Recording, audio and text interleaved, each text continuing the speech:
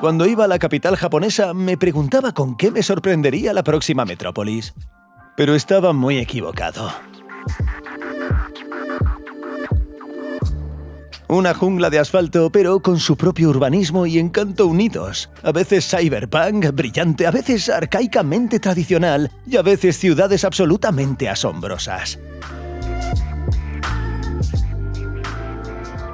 Puedes mantenerte interesado durante muchísimo tiempo. Admira los barrios atmosféricos y los templos tradicionales, maravíllate con los laberintos del metro perfecto y la ausencia de contenedores de basura. Como residente de Kharkov, esto me indigna mucho. Después de visitar toda la isla hecha de basura y el maratón más atmosférico, razón por la cual terminé aquí, decidí presentaros esta ciudad infinita y la fenomenal tierra del sol naciente. Como quizás sepas, o si no, estás a punto de descubrirlo, Tokio es la ciudad más grande del planeta en términos de población. Alberga aproximadamente 38 millones de personas y considerando a todos aquellos que se vieron obligados a abandonar Ucrania, esta ciudad por sí sola es ahora más poblada que todo nuestro país. Pero oficialmente Tokio no es una ciudad, es la llamada prefectura, es decir, la unificación de diferentes ciudades en una sola entidad. Y esta entidad es notablemente diferente de las megaciudades europeas o estadounidenses. Y no solo hablamos del estilo arquitectónico asiático, sino del urbanismo en general. Y no siempre en sentido positivo. Por ejemplo, la tendencia a usar la bicicleta en las calles no ha llegado aquí, por lo que los carriles bici son un tramo de carretera miserable. O el hecho de que, por ejemplo, debido a la increíble densidad de desarrollo residencial, aquí hay el menor porcentaje de espacios verdes o parques en comparación con otras ciudades con una población millonaria. Pero las que sí existen ofrecen máxima limpieza, comodidad y auténtico zen.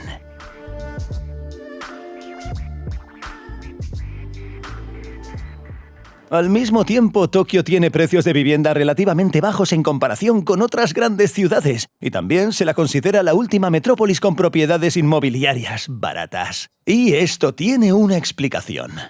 En primer lugar, porque aquí se están construyendo muchos inmuebles nuevos. Esto no se debe a la expansión del territorio, sino al uso del espacio libre y la falta de zonificación. No hay zonas puramente residenciales con pequeños rascacielos ni grandes sectores privados. Casi todos los distritos son mixtos y a los promotores les resulta relativamente fácil obtener permisos estatales para construir un pequeño edificio en un terreno baldío, donde no está claro cómo vivir. Pero los creativos japoneses de alguna manera se las arreglan para lidiar con esto. La ausencia de regulaciones arquitectónicas estrictas permite a los urbanistas divertirse un poco y crear ese encanto único de Tokio. Todo es muy denso, muy diverso y a veces bastante inesperado.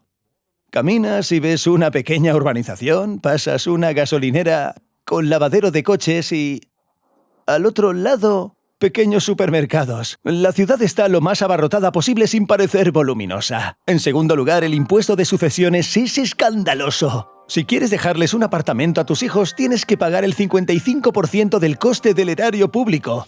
Mucha gente no entiende esta broma y pone sus casas a la venta, creando así una oferta en el mercado. Y en tercer lugar, están los terremotos y otros desastres naturales. Como sabéis, Japón se encuentra en el llamado Anillo de Fuego, que a menudo se ve afectado por terremotos y tsunamis. Así que, por desgracia, el mercado inmobiliario aquí no siempre es estático. Además, las casas antiguas que no cumplen con las normas de seguridad modernas suelen ser demolidas y por tanto no suben de precio, de modo que la gente ahorra para ellas toda la vida.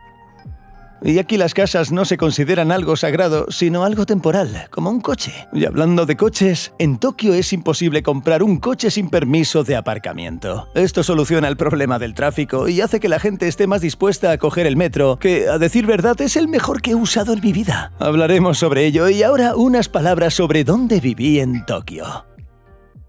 Vale, los hoteles tradicionales son bastante caros en Tokio. Y para optimizar el precio y el espacio, los hoteles cápsula como estos son populares.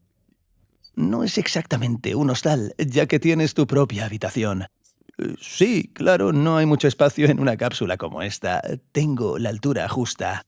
Pero, por ejemplo, comparado con la misma cueva de nieve en el monte Pipiban, no está nada mal. Conceptualmente es una historia muy típica de Tokio, porque aquí todos estamos acostumbrados a convivir en un espacio muy reducido.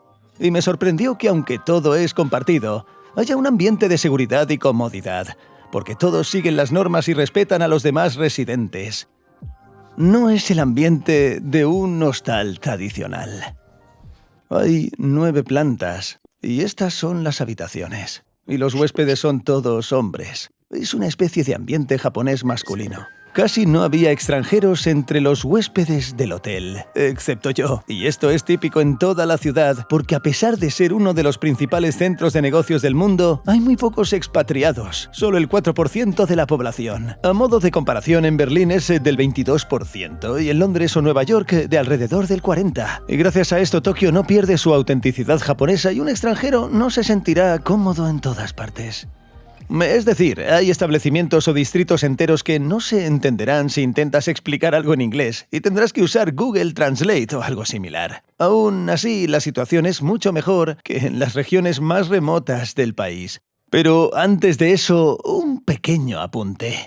Yo, como la mayoría de la población, viajé por Tokio en el famoso metro local. Es el más transitado del mundo en cuanto a tráfico de pasajeros. Se realizan casi 4.000 millones de viajes al año y 45 de las 50 estaciones más concurridas del mundo se encuentran en diferentes ciudades de Japón. Las vías del metro encajan a la perfección en el caótico paisaje de Tokio y diría que en algunos lugares tienen un aire poético. Este es uno de los lugares fotográficos más populares de la ciudad, donde trenes que vienen de 3 direcciones diferentes pueden encontrarse al mismo tiempo.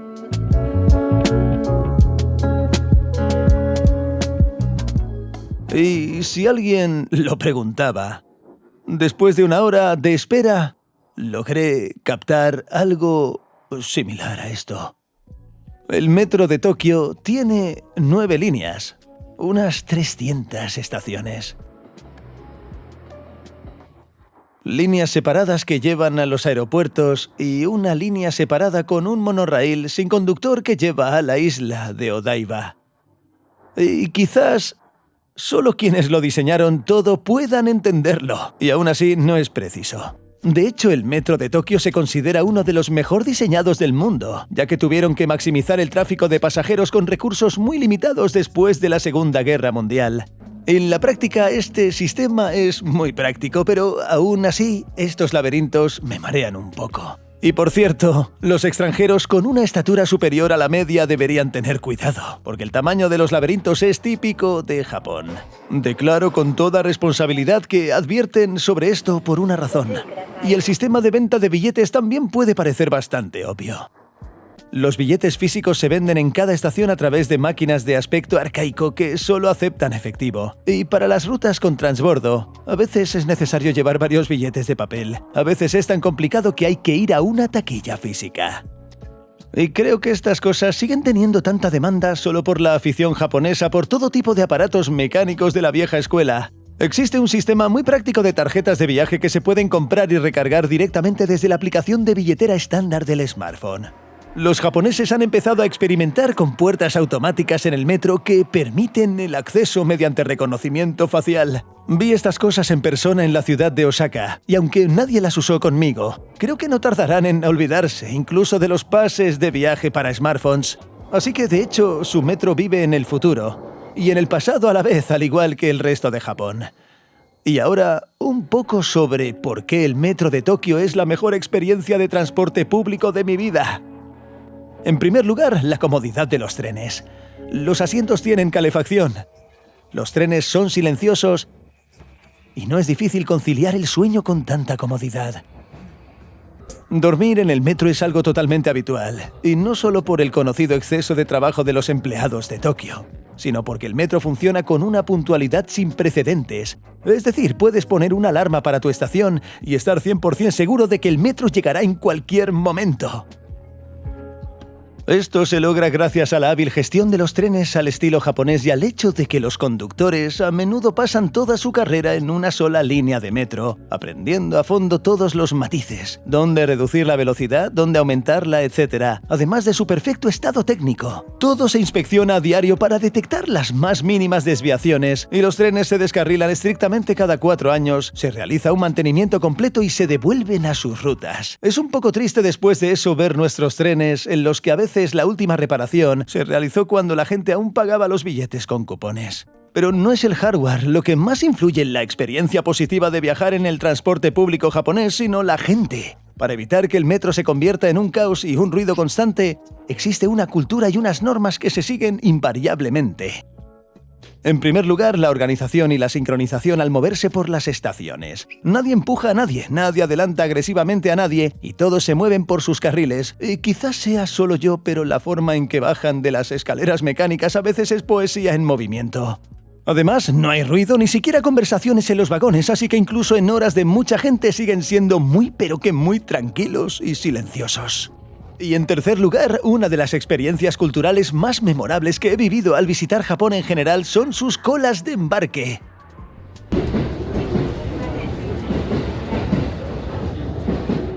Es la primera vez que veo esto en un tren. Nadie se adelanta a nadie, todos forman una fila organizada y hasta ahora entran de la misma forma. Increíble. Todo está en orden, como debe ser. Estas fotos en particular no se tomaron en Tokio, sino en Osaka, donde la cultura del metro me pareció absolutamente ejemplar. Pero la capital no se queda atrás. Claro que esto no funciona tan bien en hora punta, cuando los famosos repartidores de Tokio entran en acción, haciendo todo lo posible por mantener los trenes en movimiento.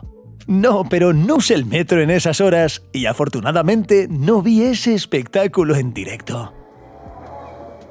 Pero quizás mi característica favorita del metro de Tokio sea esta.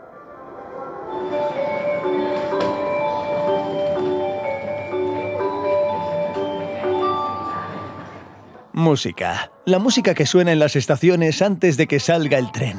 Cada melodía fue creada específicamente para cada estación para transmitir su atmósfera. Y esto lo hizo un compositor japonés genial. Y os presento a Minoru Mukaiya. Tocó el teclado durante 35 años en la legendaria banda japonesa de jazz fusión Cassiopeia. Es una música absolutamente hermosa y extraña que evoca recuerdos nostálgicos de los videojuegos de consola de la infancia. Así pues, este caballero, además de la música, es un gran aficionado a los trenes y fundó una empresa que desarrolla simulaciones ferroviarias. Y combinando sus dos pasiones desarrolló 110 melodías para las estaciones de metro de Tokio. Las probé personalmente para entender qué armonía les iría mejor. Pero además del placer auditivo, estos jingles tienen una aplicación muy práctica. Cada melodía dura exactamente 7 segundos para que los pasajeros también sepan cuándo saldrá el tren.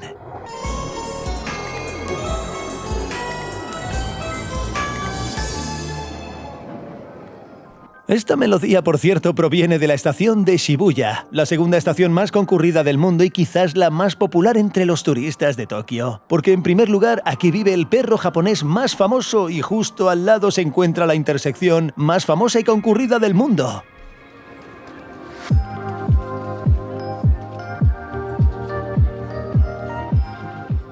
Donde hasta 3.000 personas cruzan a la vez en hora punta.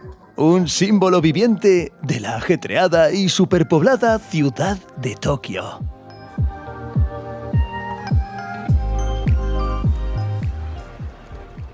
Bueno, no sé si hay otra forma de resolver el rompecabezas logístico en este lugar, aparte de dejar entrar a los peatones de todas las direcciones, pero parece muy extraño, muy brillante y en japonés, caótico.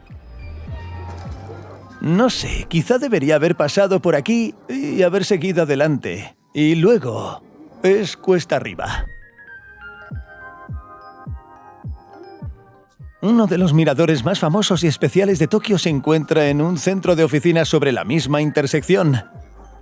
Para entrar al mirador te obligan a dejar todo en la taquilla, quitarte el sombrero y cualquier cosa que pueda volar, porque supuestamente es peligroso. Corre el rumor de que lo que hace especial a este mirador en Japón es que tiene el techo abierto.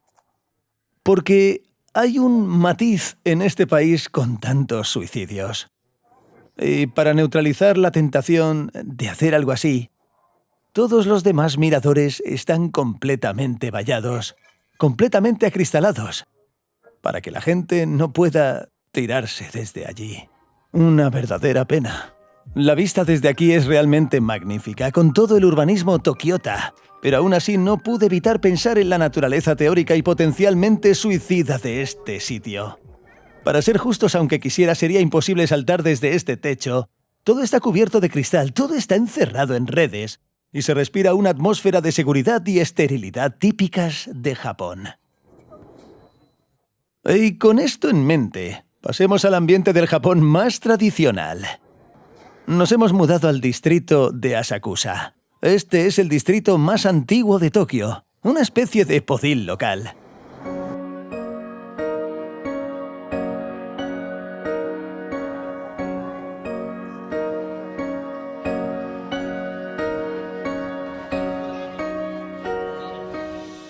En el corazón de Asaka hay puestos que venden todo tipo de exquisiteces, recuerdos y alquiler de kimonos.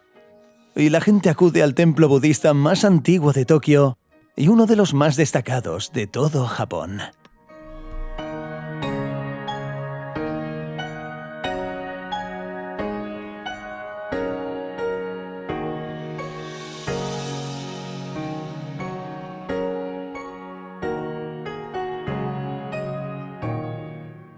Se puede decir que desde este lugar, desde este templo, comenzó el desarrollo histórico de Tokio. Según la leyenda, en el siglo XVII, cuando la capital se encontraba en una ubicación completamente diferente, y aquí había una aldea inactiva, dos pescadores locales sacaron una estatua budista del río más cercano, lo que les indicó que algo así debía construirse allí. Así lo hicieron y con los años este lugar se ha convertido en uno de los más importantes de Tokio y en consecuencia del país. Y con esto en mente hablemos un poco de la historia de Japón en general, para comprender mejor el contexto. Según la leyenda, el Estado japonés se formó en el año 600 a.C., pero los verdaderos registros históricos comienzan un poco más tarde, en los siglos V y XVI después de Cristo.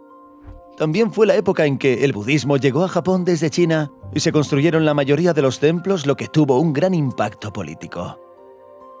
A esto le siguió un largo periodo de conflictos internos y guerras feudales que alcanzaron su apogeo en los siglos XIV y XV, marcados por el florecimiento de la cultura japonesa y la adquisición de un poder sin precedentes por parte de los samuráis. Terminó con una tregua entre los clanes samuráis y el llamado periodo Edo, que duró desde principios del siglo XVII hasta mediados del siglo XIX. El país estaba gobernado por un shogunato o liderazgo militar samurái que se reunía en la ciudad de Edo, como se conocía entonces a Tokio. Es decir, el país tenía legalmente un emperador que residía en algún lugar de Kioto, pero carecía de influencia real. En aquella época los japoneses comerciaban un poco con los portugueses y luego con los holandeses, pero en general el país se encontraba en un completo aislamiento cultural y económico del mundo occidental. Pero a mediados del siglo XIX los estadounidenses llegaron con buques de guerra, por así decirlo, para exportar la democracia y solicitar la apertura al comercio exterior. Este descubrimiento condujo posteriormente a reformas bajo el emperador Meiji, quien se mostró abierto a Occidente y presenció la caída del shogunato y el retorno del poder al emperador. Este periodo es el tema de la famosa película El último samurái. Así, el país se modernizó, se industrializó y comenzó a implementar una política exterior más agresiva. A finales del siglo XIX y principios del XX se libraron guerras con China y el Imperio ruso por la influencia y el territorio en la región. De aquellos tiempos se conservan numerosos ejemplos de la creativa propaganda militar japonesa. Y como sabéis, Japón no se quedó al margen durante la Segunda Guerra Mundial. El ataque a Pearl Harbor en 1941 provocó la entrada de Japón en la guerra del lado del eje. Durante la guerra, Japón capturó gran parte del territorio en el sudeste asiático y posteriormente se rindió tras los bombardeos atómicos de Hiroshima y Nagasaki en 1945. Este fue otro punto de inflexión en la historia que puso fin a la era imperial de Japón. Parte de las islas fue tomada por la Unión Soviética y todo el país quedó bajo ocupación estadounidense.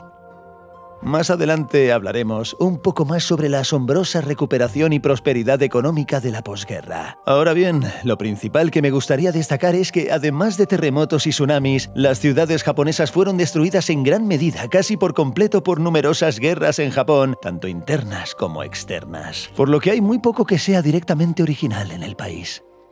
Pero durante la Segunda Guerra Mundial, esta zona sufrió graves daños por los bombardeos, por lo que es muy hermosa, muy auténtica, pero aún así, una reconstrucción.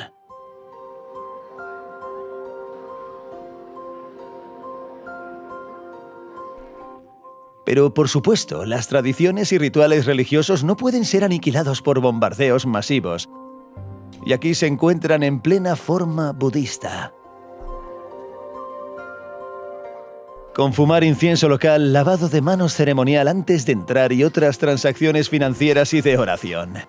Hay un casino budista donde puedes obtener una predicción del futuro por 100 yenes. Probablemente esté en japonés, así que ni siquiera lo intentaré. Hablando de religiones, el budismo y el sintoísmo predominan en Japón. En teoría son religiones diferentes, pero en realidad casi todos profesan ambas a la vez, porque no se anulan, sino que se complementan. Hablemos de esto brevemente pasando al templo sintoísta más grande de Tokio.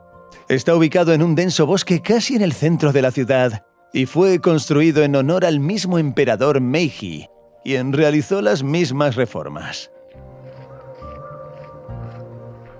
La principal diferencia arquitectónica entre los templos sintoístas son las rejas de madera o torii que marcan la entrada al recinto sagrado, y los templos budistas a su vez tienen altas pagodas que simbolizan la elevación. Por lo demás, a primera vista, los templos son muy similares, al igual que algunos rituales de diferentes religiones. Por ejemplo, lavarse las manos o estrechar la mano en la entrada. Pero existen diferencias significativas. El budismo tiene un conjunto específico de dioses, mientras que el sintoísmo cree que cada objeto animado o inanimado tiene su propio superpoder interno, por lo que se presta menos atención a una imagen en particular y rara vez se ven estatuas de seres vivos. Además, mientras que el budismo se centra más en el destino, la vida después de la muerte y todo tipo de cosas sobrenaturales, el sintoísmo se centra en apreciar y agradecer el momento presente. Por ejemplo, en los templos sintoístas no venden adivinación, sino tableros especiales donde pueden escribir sus deseos o agradecimientos por algo que posees. En resumen, los templos budistas son para entierros y los sintoístas para bodas, como suele ocurrir en las familias japonesas.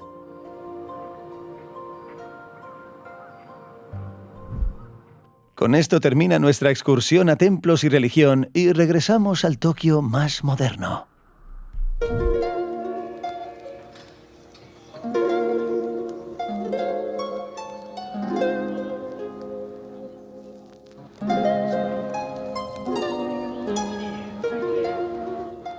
De toda la red de vías férreas de Tokio, la más pintoresca es el monorraíl no tripulado que conduce a la isla artificial de Odaiba a través del llamado Puente Arcoíris.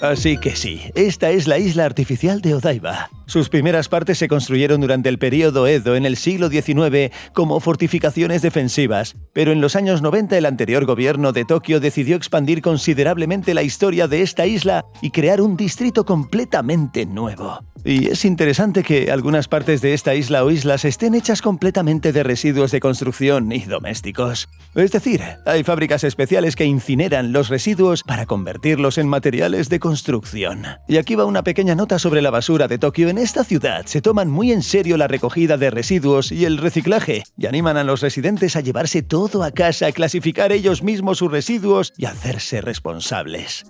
Y Tokio es por mucho la ciudad más limpia que he visto. Pero al mismo tiempo casi no hay contenedores de basura públicos, ni siquiera en lugares tan obvios como las estaciones de tren o metro. Otra razón es que una vez hubo un atentado terrorista en Tokio en el que se escondieron explosivos en un contenedor de la estación. En fin, al principio causa cierta discordia. La primera impresión que tengo de Tokio ahora es que es un desastre porque no hay contenedores. Como un idiota, camino por ahí con los paquetes de comida que llevé en el camino y no sé dónde tirarlos, porque simplemente no hay dónde tirarlos. Estoy caminando por toda la estación y no sé. Como residente de Kharkov, esto me indigna mucho. Y hablando de la analogía con Kharkov, en Odava, el monorraíl lleva directamente a uno de los edificios más emblemáticos de Tokio que se parece sospechosamente a algo. Esta es la sede de la gran compañía de televisión japonesa Fuji TV. Fue construida aquí en los años 90 por un arquitecto genial y mi primera reacción al verla fue que parecía inspirada por una fábrica gubernamental.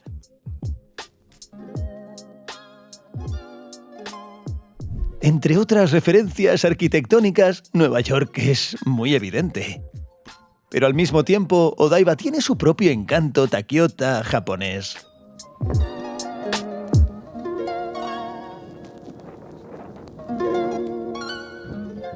En mi opinión, el concepto es beneficioso para todos. Eliminar los residuos de construcción, construir una isla y convertirla en quizás el mejor lugar para caminar y disfrutar de la playa de la ciudad.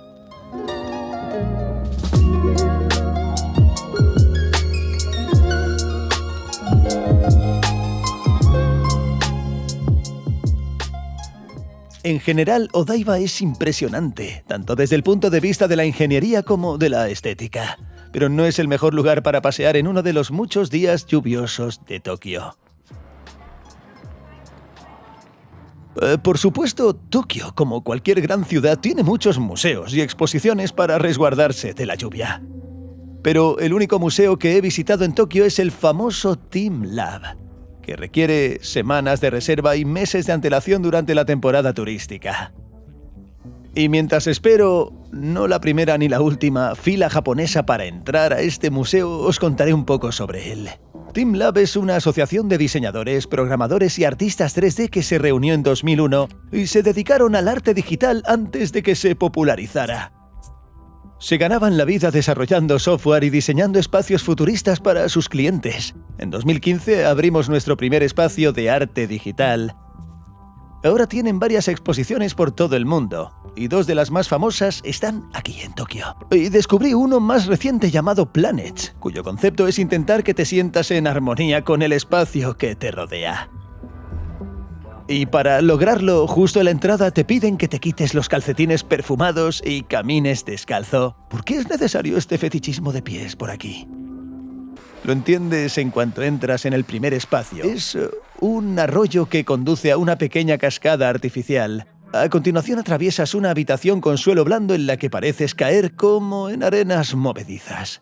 Y entonces te encuentras en una gran sala con cintas de neón, música de otro mundo y un auténtico efecto interestelar de luz.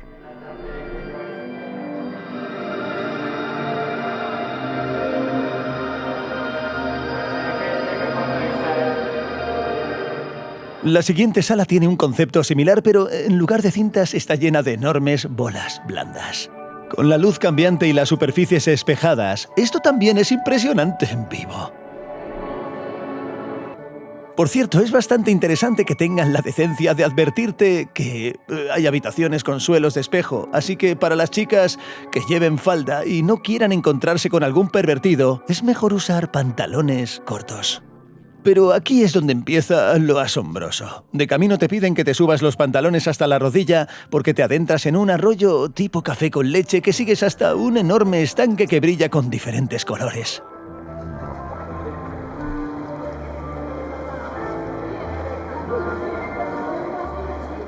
Hay un olor muy agradable, suena música genial y lo más impresionante, hologramas de coloridas carpas koi japonesas nadan en el agua, moviéndose según la ubicación de la gente a su alrededor, simulando peces vivos.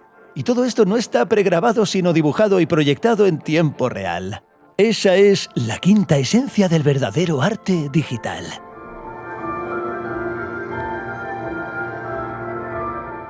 Puedes verlo durante muchísimo tiempo.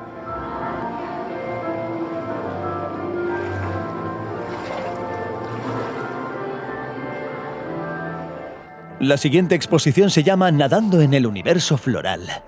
Y en principio el nombre explica el concepto.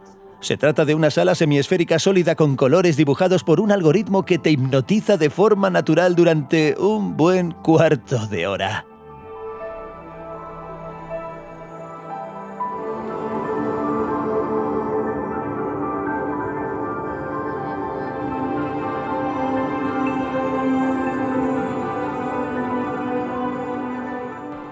De la vegetación virtual pasamos a la vegetación, que es bastante real.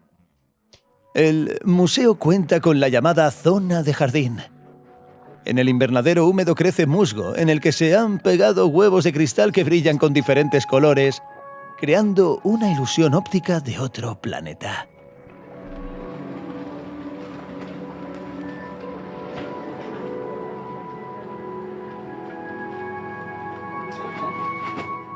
De hecho, justifica el nombre del museo Planetas, y la historia final del jardín también explota un poco la magia de los espejos. Los visitantes literalmente se arrastran por un gran jardín colgante que también parece sumergido en una especie de jungla de colores inexistente.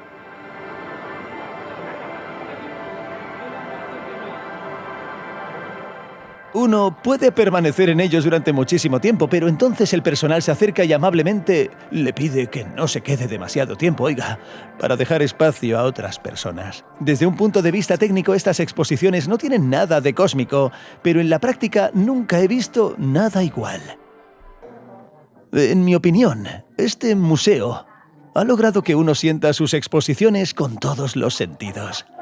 Porque en particular en esa habitación con agua hasta las rodillas, cuando sientes el agua tibia, hueles el olor agradable, escuchas la música y, en consecuencia, miras todo esto por encima del hombro. Fue increíble. Era una mezcla entre El fetiche por los pies de Tarantino e Interestelar de Nolan.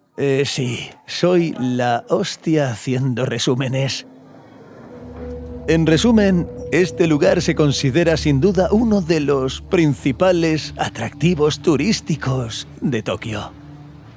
Y creo que el éxito de este museo es lo que ha hecho famoso a todo Japón. Si haces algo, hazlo bien y con el máximo entusiasmo.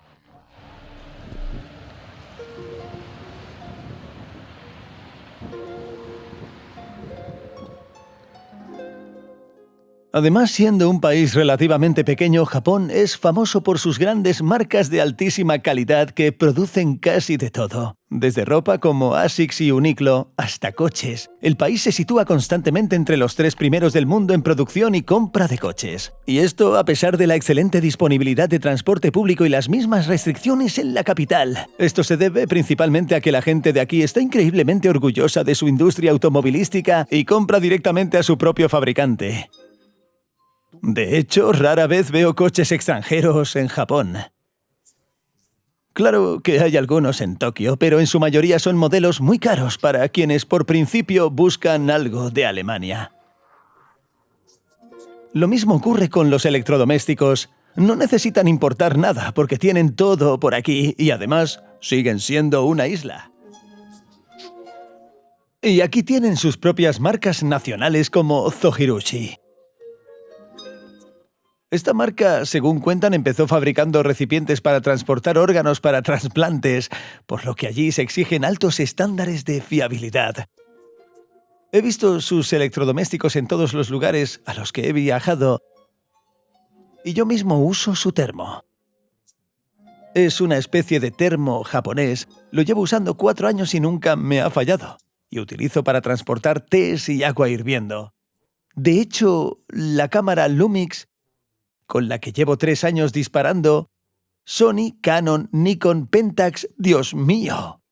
Y en su mayoría fabricadas en Japón.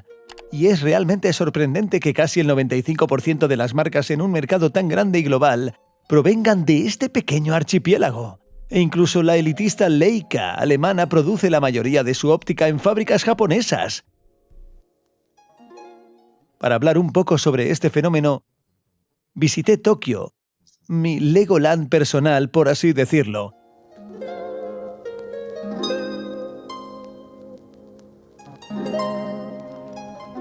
Esta es, de hecho, la sede de la marca Lumix en Tokio.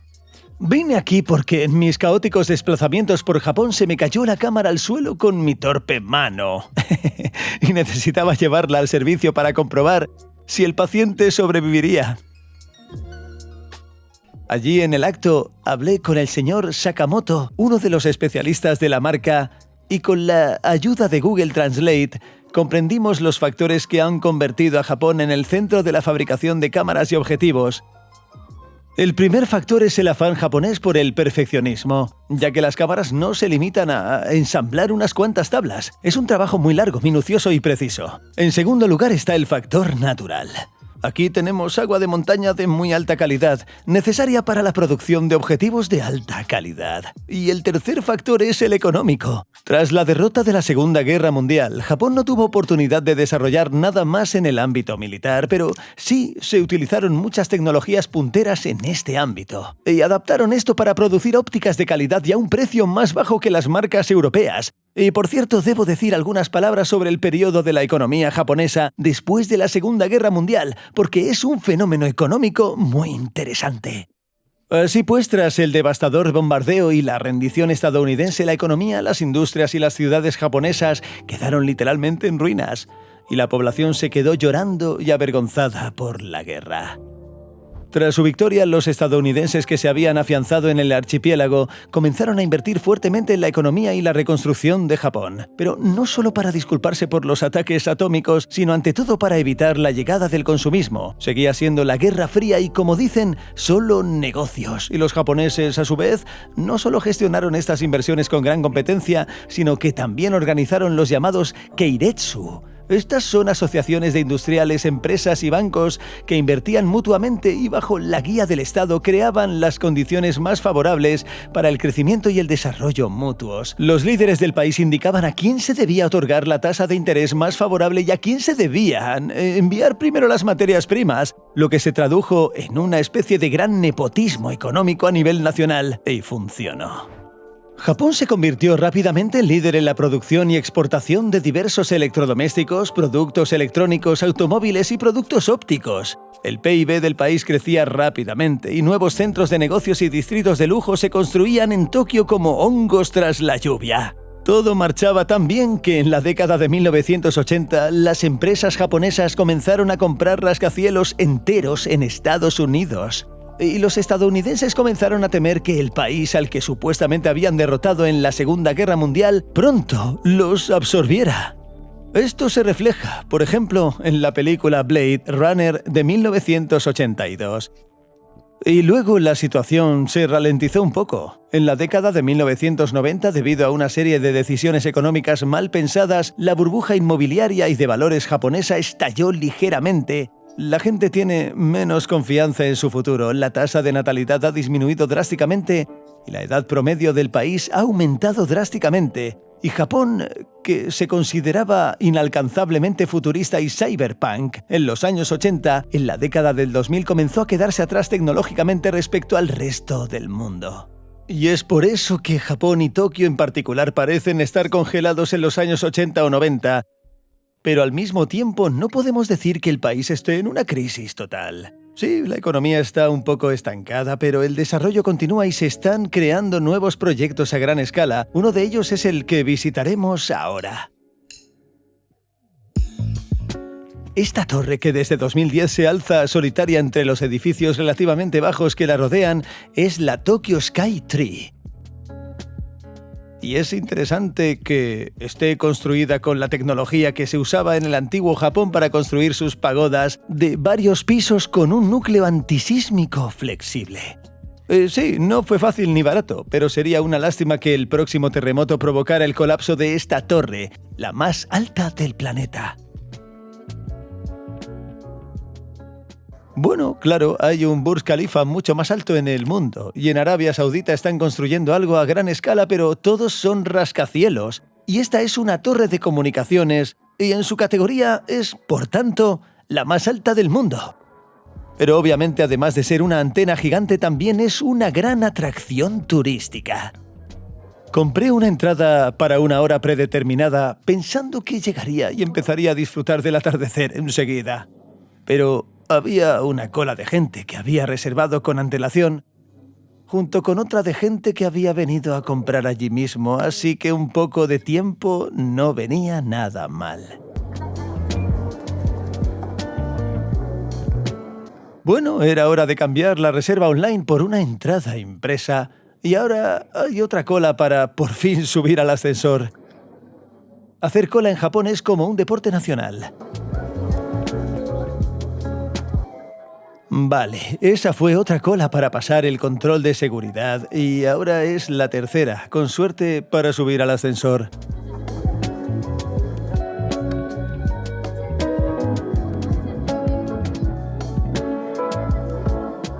Súper rápido y por fin la vista más exclusiva de Tokio. Sí, fue un poco difícil encontrar un sitio para grabar con la cámara entre tanta gente, pero lo conseguí.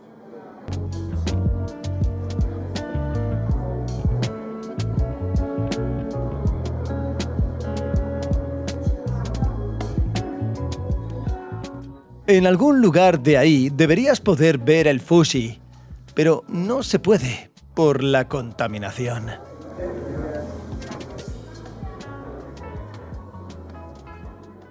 Desde el punto más alto accesible de Tokio se puede apreciar la inmensidad de la capital japonesa.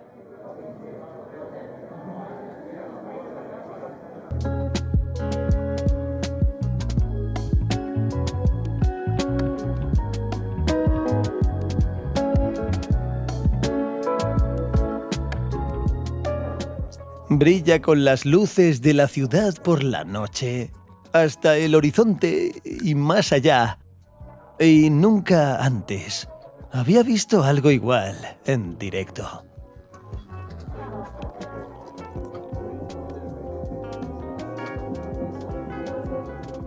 Y supongo que valió la pena subir hasta aquí. Y por cierto, fue casualidad que hubiera colas no solo para el árbol celestial en sí, sino también para los árboles que hay debajo. Que los cerezos en flor aquí no son solo un sonido vacío ni una simple atracción turística, es evidente por la multitud detrás de mí. La gente con cámaras hace cola para captar un ángulo genial de los primeros cerezos en flor frente a la Tokyo Sky Tree. No estoy seguro de si el ángulo vale la pena, pero se ve muy conmovedor.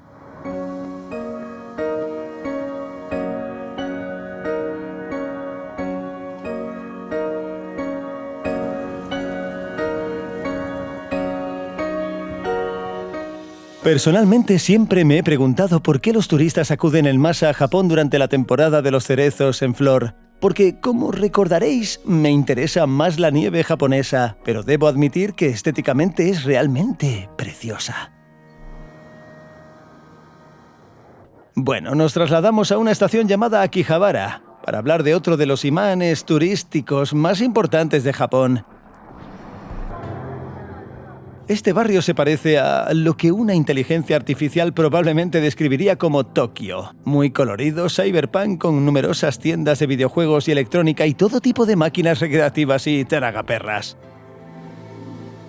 En las calles, chicas vestidas de forma bastante informal invitaban a los turistas a los cafés donde sus colegas les atendían en un ambiente similar. Hay un fetiche por aquí, pero sobre todo Akihabara es conocida como un centro mundial del manga y el anime. En la cultura occidental la palabra anime suele percibirse como un género aparte. En Japón, sin embargo, se utiliza para describir toda la animación con su estilo único y técnicas visuales originadas en este país. La animación japonesa ha recorrido un largo camino. Surgió en la preguerra como una alternativa a los dibujos animados europeos y estadounidenses. Después, en la posguerra, hubo un resurgimiento y los creadores intentaron ahorrar al máximo en producción e incluso redujeron la cantidad de fotogramas por segundo. Por eso el anime tiene un estilo exitoso tan reconocible. Con el tiempo, a medida que aumentaban los presupuestos, la animación japonesa se ha convertido en una de las tecnologías de animación más avanzadas del mundo. Y por ejemplo, las obras del conocido Miyazaki, en mi opinión, estuvieron en un momento a la altura o incluso por encima de las de Disney. Por ejemplo, estos cómics sobre la primavera de 2022 fueron creados por un conocido mangaka, Matsuda Huko,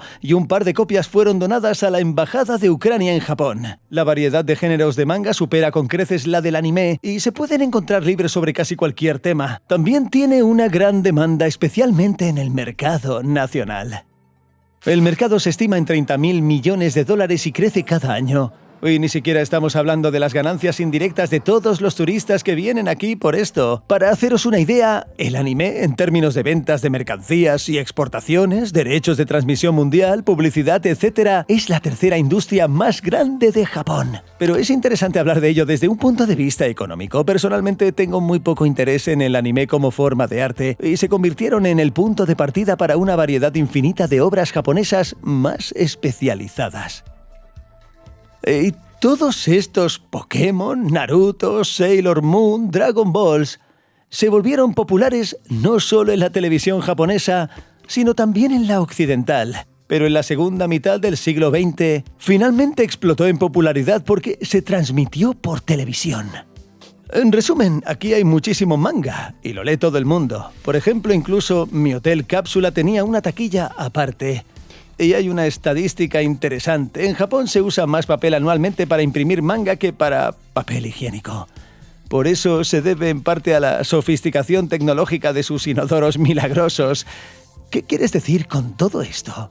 La animación japonesa no debería verse aquí como un pasatiempo de nicho para adolescentes. Es una parte integral de lo que hace de Japón, Japón.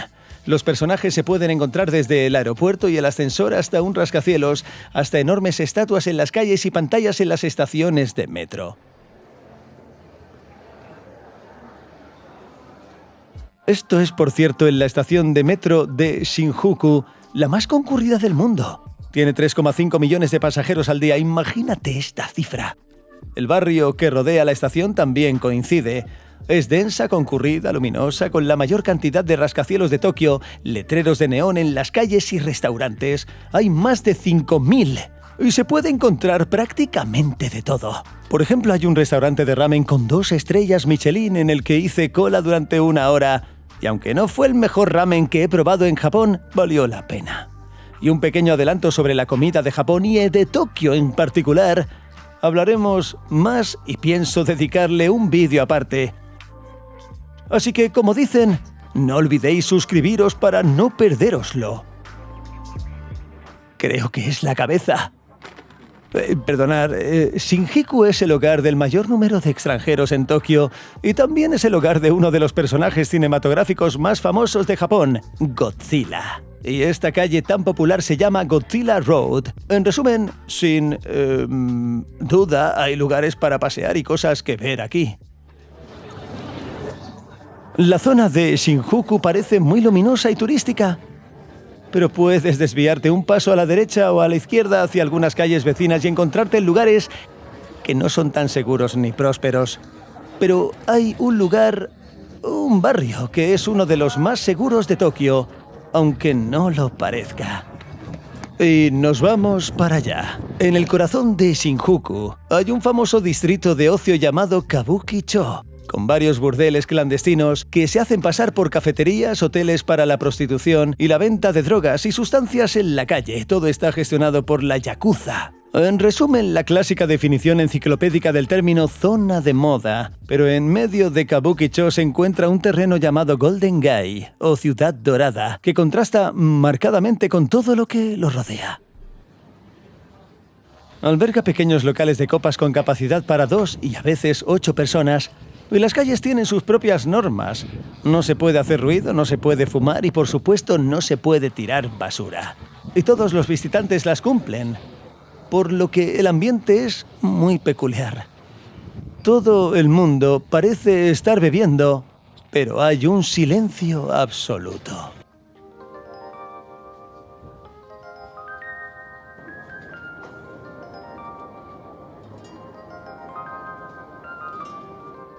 Me sorprendió mucho este lugar, pero su contexto histórico también es interesante. Hasta 1958 este barrio estaba lleno de prostitución. Luego se criminalizó y, por así decirlo, se volvió a especializar en bares. Pero en los 80, cuando la economía estaba en auge y todo se reconstruía, no era raro que la Yakuza incendiara terrenos antiguos para que un promotor pudiera comprarlos a bajo precio y construir uno nuevo. Pero aquí los dueños de los bares estaban de guardia por la noche para evitar que esto sucediera, por lo que ahora se ha conservado. Y en el mapa aparece una cápsula del tiempo del antiguo Tokio en medio del más moderno y ruidoso Shinjuku. El ambiente aquí es realmente cinematográfico. Hay unos 200 pequeños bares a lo largo de 6 calles estrechas, generalmente atendidos por 1 o 2 personas, que a menudo son los dueños. Algunos están abiertos exclusivamente a los locales y solo con invitación, y otros a los extranjeros. Algunos bares tienen una especialidad: cine, juegos, vinilos antiguos o rock, y otros son simplemente acogedores y peculiares. Por ejemplo, en uno de ellos el camarero siempre llevaba un juguete para gatos y Linkin Park sonaba suavemente por altavoces antiguos.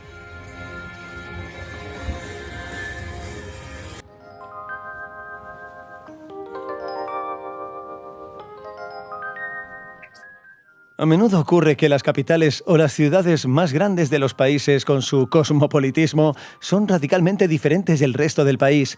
Pero, salvo la escala del urbanismo, estos contrastes de detalles únicos y tradiciones preservadas son lo que conforma el Japón moderno. Y puedes explorar esta vasta metrópolis durante muchísimo tiempo y hablar durante horas de su rareza, como por ejemplo un café con capibaras que está justo al lado de esa Skytree. Oh, pero es más interesante hablar de personas que de croquetas, sobre todo porque no fui a este café. Este vídeo me lo envió mi amigo Borja, que estaba allí con el grupo, pero de personas. En particular de cómo nuestra gente vive en una cultura completamente diferente y por qué este país, que históricamente nunca se ha interesado por las guerras de Gaitsin en el continente, está tan entusiasmado por apoyar e interesarse por Ucrania. Hablemos de esto en el próximo vídeo. Y al mismo tiempo profundicemos un poco más en el contexto social japonés. Vamos a correr un poco porque de hecho fue correr lo que me trajo aquí. Como parte del equipo que vino al Maratón de Tokio de la Fundación Ciudadana, se dedican a financiar prótesis para soldados que por alguna razón no pueden recibirlas de los programas estatales, y de hecho su principal benefactor es Shinei Brented, quien ayudó a organizar el viaje. Así que muchas gracias por apoyar este proyecto y por continuar su producción en el este de Ucrania. Oye, no olvidéis compartir las impresiones en los comentarios, darle like, todos esos botoncitos que nos ayudan tanto con el algoritmo. Y como es tradición, nos vemos en el próximo vídeo.